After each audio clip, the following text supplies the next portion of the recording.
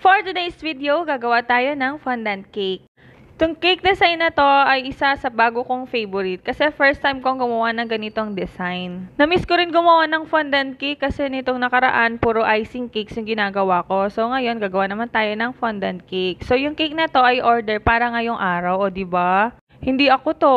Ngayon yung deliver, ngayon hindi na-edit ang vlog. Charis! So, minsan kasi hindi ko talaga siya napagsasabay the same day yung pag-edit ng vlog, tapos delivery, bake, ganyan. Kasi nakakapagod din. Mahirap din palang pagsabayin ang pagba-vlog, tapos yung pagbe-bake, ganyan. Hindi lang siya basta pagba-vlog lang. Sa mga hindi kasi nakakaalam, mas matagal gumawa ng cake, lalo na kapag nagfi-film ka or nagvi-video. Kasi dapat talaga lahat ng angulo makukunan mo, 'di ba? So, alam ko makaka-relate yung iba dito, mga baker vloggers.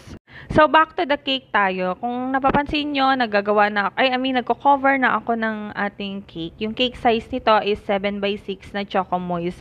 Yung cake tram na ginamit ko dito ay size 12. Yung aking favorite fondant na gamitin ay ang DP's fondant. Sino na nakatry dito ng DP's fondant na palagi kong minimension sa aking mga posts, sa aking mga vlog? Comment naman kayo sa baba kung anong feedback nyo kasi ako sobrang nagagandahan talaga ako sa fondant na ito. Sobrang kinis niya gamitin. Ni-microwave mo lang saglit, ayan, ganyan na siya kakinis.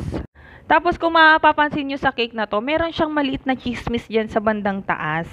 Ako talaga yung nanggigigil kapag ganyan may maliit na chismis, tapos nasa unahan pa. Kaya siya nagkaroon ng ganyan. First time kong gumamit na shortening yung ipapahid sa ating mismong cake para gawing glue or pandikit dito sa ating fondant.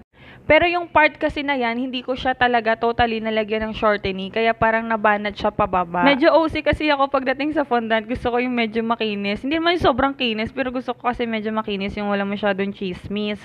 Pero okay lang naman yun kasi nga matatakpan din naman siya nung ating fondant. So yun pala yung pinasilip ko kanina, ayun yung pinaka-sample peg nito. Hindi siya talaga totally gold na gold yung color, kaya ganyan lang siya, parang batik-batik lang yung pagka-airbrush niya. Less hassle din siya gamitin. First time ko kasi magkaroon ng ganun na portable. Yung ginagamit ko kasi is yung may compressor, yung kailangan mo pa isaksak, ganyan. Kasi mabilis mo lang siya malilinis, mahuhugasan, tapos yun nga, portable kasi siya, hindi na kailangan ng mga wiring-wiring. So, naglagay na tayo ng mga ibang fondant details dito sa ating cake. So, nakikita nyo yan si Mudra, paikot-ikot siya dyan. Kasi si Mama po ang naglilinis ng aking mga kalat dito sa aming kusina. Kasi wala naman akong katulong talaga. So, hindi kasi marunong mag-bake si Mama, kaya talaga tinutulungan niya na lang ako maglinis dito sa aking kusina ever since nung nasa baba pa lang ako. Ayaw niya kasi ng medyo makalat kapag ako'y gumagawa kasi ang pangit daw sa mata. Kaya ayun, talagang for the support si Mudra, nililinis niya agad yung aking mga kalat pagkakatapos ko.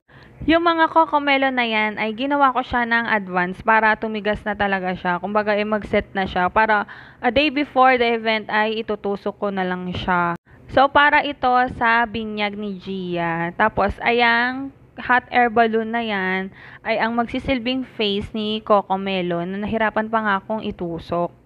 So, styro ball yang nasa ibabaw na yan kasi mahirap kapag cake din yung bilog na yan, diba? Ewan ko paano mangyayari kung cake yan. So, yung styro ball na yan ay pinakover ko yan kay Papa ng fondant.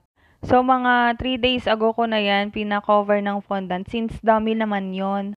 So, ngayon kasi ay nasa Bicol si Pudra dahil sa Fenya Francia.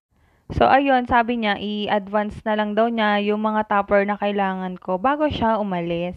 So, yung ginagawa natin ngayon ay ang face ni cocomelon. So, feeling ko ang laki ng mata, kaya ayun, niliitan ko siya. Tapos, i-attach na natin siya doon sa hot air balloon. Ang cute nung design na to. Isa talaga sa mga favorite ko. Ilang beses ko na sinasabi. Tapos, sa ilalim ng hot air balloon ay ilalagay na lang yung picture nung may birthday or nung bibinyagan. Stable talaga ng DP's fondant. Thank you so much, Ma'am Cherry. Lagay ko na lang yung link sa baba if gusto nyo siyang itry. So, ito na ang ating finished product. Hope you like this video, guys. Thank you for watching.